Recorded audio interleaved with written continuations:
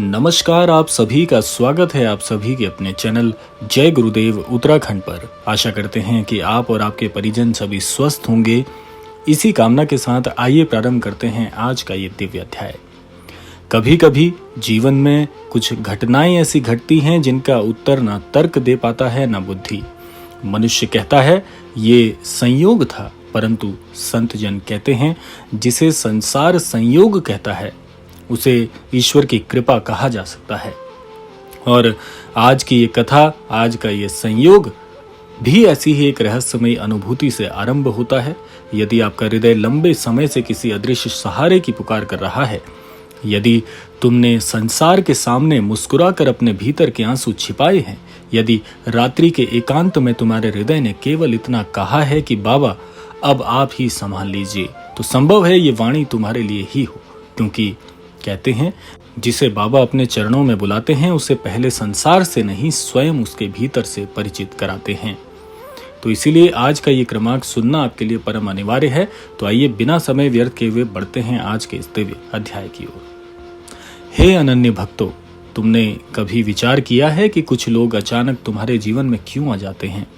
क्यों किसी विशेष समय पर कोई शब्द बार बार तुम्हारे सामने आ जाता है? क्यों किसी साधारण सी तस्वीर को देखकर आंखें अचानक नम हो जाती हैं? क्यों बिना किसी कारण तुम्हारा मन किसी संत के चरणों में खिंचने लगता है? और सबसे बड़ा प्रश्न तो ये है कि क्यों कभी कभी ऐसा लगता है कि कोई तुम्हें बिना कहे समझ रहा है? श्री रामायण में जब श्री राम वन की ओर चले तब उनके साथ चलने वालों की संख्या संसार की दृष्टि से बहुत बड़ी नहीं थी, परंतु प्रभु ने भीड़ नहीं देखी, उन्होंने भाव देखा। शबरी के पास राजमहल नहीं था, उसके पास वैभव नहीं था, उसके पास संसार को दिखाने के लिए कुछ नहीं था, उसके पास केवल प्रतीक्षा थी। और वही प्रतीक्षा प्रभु को उसके द्वार तक ले आई।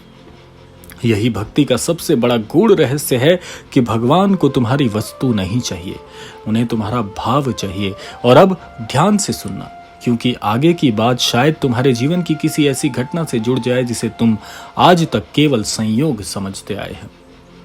जब कोई भक्त भीतर से टूटकर बाबा को पुकारता है तो उसका जीवन तत्काल चमत्कारों से नहीं भरता। कभी कभी पहले उसके भीतर परिवर्तन आते हैं। जिस व्यक्ति के पीछे तुम वर्षों से भाग रहे थे उससे मन हटने लगता है। जिस वस्तु को पाने के लिए तुमने अपना सुख खो दिया था अब उसका मोह कम होने लगता है। जो मार्ग बार बार बंद हो रहा था उस मार्ग के प्रति तुम्हारा आग्रह टूटने लगता है। और तुम सोचते हो कि बाबा मेरी सुन क्यों नहीं रहे, परंतु संभव है बाबा सब सुन रहे हों, बहुत ध्यान से सुन रहे हों। बस तुम्हारी मांगी हुई वस्तु नहीं, तुम्हारे जीवन के लिए आवश्यक वस्तु चुन रहे हों। यही अंतर है मनुष्य की इच्छा और ईश्वर की दृष्टि में। मनुष्य कहता है मुझे यही चाहिए, ईश्वर कहता है तुझे अभी ये चाहिए ही नहीं। महाराज जी कई बार कहते हैं कि बेटा तू इतना क्यों घबराता है? जिस रास्ते पर तू अकेला चल रहा था वहां भी तू अकेला नहीं है। तूने मुझे पुकारा था ना, तो फिर मेरी परीक्षा मत ले, मेरी प्रतीक्षा कर। हर बंद द्वार को अभिशाप मत समझ। कभी कभी द्वार इसलिए बंद किया जाता है कि तू गलत दिशा में प्रवेश ना कर जाए। जिस व्यक्ति के चले जाने पर तू रो रहा है, हो सकता है उसके जाने में भी मेरी रक्षा छिपी हो। जिस अवसर के ना मिलने पर तू स्वयं को दुर्भाग्यशाली समझ रहा है, हो सकता है उसके पीछे कोई बड़ी विपत्ति छुपी हो। और जिस विलंब को तू अपना दुर्भाग्य समझ रहा है, हो सकता है वही विलंब तेरी रक्षा कर रहा हो। हे अनन्य भक्त, बाबा की पहचान केवल ये नहीं है कि तुम्हारे जीवन में अचानक कोई चमत्कार हो जाए। बाबा की पहचान तो कभी कभी यही होती है कि तुम टूटते टूटते भी टूटते नहीं हो। तुम रोते हुए भी भीतर से आश्वस्त रहते हो। तुम्हारे पास उत्तर नहीं होता फिर भी हृदय कहता है कि सब ठीक हो जाएगा। यह विश्वास कहां से आता है? कौन तुम्हारे भीतर यह दीपक प्रज्वलित रखता है? शायद वही अदृश्य करुणा जिसे भक्त प्रेम से बाबा कहता है। और अब एक अत्यंत सूक्ष्म बात आपको समझनी है कि यदि तुम्हें बाबा की ओर बार बार आकर्षण होता है तो इसका अर्थ ये नहीं है कि तुम्हारे साथ सब संसार के सभी कार्य अपने आप पूर्ण हो जाएं। भक्ति कोई सौदा नहीं है। ये कहना है कि मैंने पूजा की इसलिए मेरी इच्छा पूरी होनी चाहिए, भक्ति नहीं, अपेक्षा है। सच्ची भक्ति तो तब आरंभ होती है जब भक्त कहता है कि बाबा मेरी इच्छा नहीं है, आपकी इच्छा पूर्ण हो। और जिस दिन ये वाक्य हृदय से निकल जाता है उस दिन मनुष्य अपने जीवन की सबसे बड़ी लड़ाई जीतना आरंभ कर देता है, क्योंकि अब वो परिणाम से नहीं प्रभु की इच्छा से जुड़ जाता है। एक भक्त ने पूछा बाबा जी से कि बाबा, यदि आप मेरे साथ हो तो मेरे जीवन में इतना दुख क्यों है? बाबा जी मुस्कुराए और बोले, वत्स, क्या तूने कभी देखा है कि स्वर्ण को अग्नि से क्यों गुजारा जाता है? भक्त बोला कि उसे शुद्ध करने के लिए। बाबा जी ने कहा, तो फिर अपने जीवन की अग्नि से इतना भय क्यों?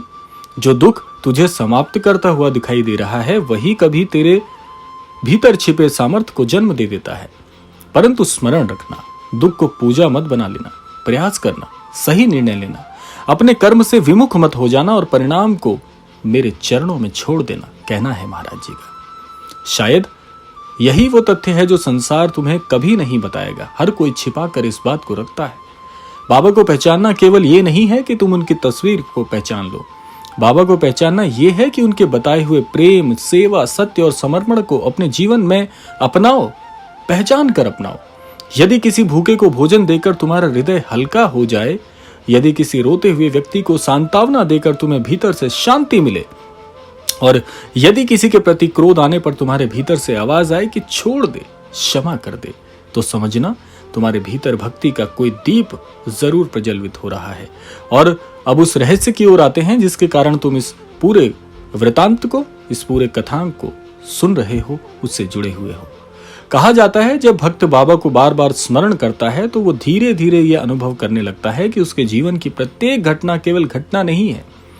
कुछ लोग आते हैं, कुछ चले जाते हैं, कुछ अवसर मिलते हैं, कुछ छिन जाते हैं, कुछ रास्ते खुलते हैं, कुछ बंद हो जाते हैं, लेकिन हर घटना के बीच एक प्रश्न छिपा होता है कि तू मुझ पर विश्वास करेगा या परिस्थिति पर। यही तो परीक्षा है, यही साधना है और यही रहस्य है। तो आज यदि तुम्हारा जीवन उलझा हुआ है, यदि धन की चिंता है, यदि परिवार की चिंता है, यदि भविष्य का भय है, यदि किसी अपने के दूर चले जाने का दुख है, तो आज बाबा के चरणों में बैठकर केवल इतना कहना कि बाबा, मैं सब नहीं समझता, मैं भविष्य नहीं जानता, मुझे यह भी नहीं पता कि कल क्या होगा, परंतु मुझे इतना विश्वास है कि मैं अकेला नहीं हूं।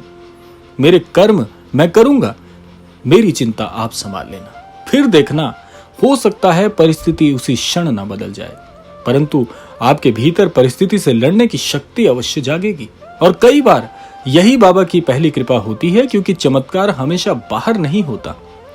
कभी कभी सबसे बड़ा चमत्कार यह होता है कि जिस मनुष्य ने कल कहा था कि मैं हार गया, वही आज आंखें खोलकर कहता है कि बाबा मेरे साथ है, मैं फिर से उठूंगा।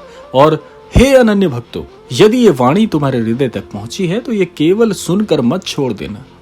आज कुछ क्षण मौन बैठना, अपने भीतर झांकना और प्रेम से कहना कि हे बाबा महाराज, मुझे संसार से जीतने की शक्ति मत दो, मुझे अपने मन से जीतने की शक्ति देना।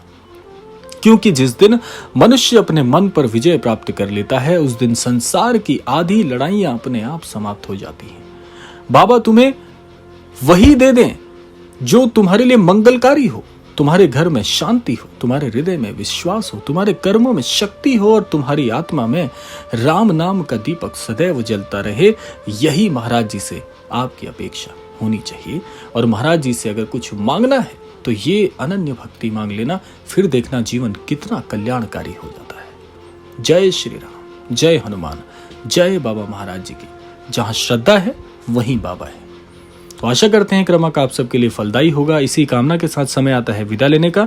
यही कामना करना चाहेंगे कि महाराज जी के आशीर्वाद से सभी की मनोकामना पूर्ण हो, इस संपूर्ण सृष्टि का, इस संपूर्ण लोक का कल्याण हो।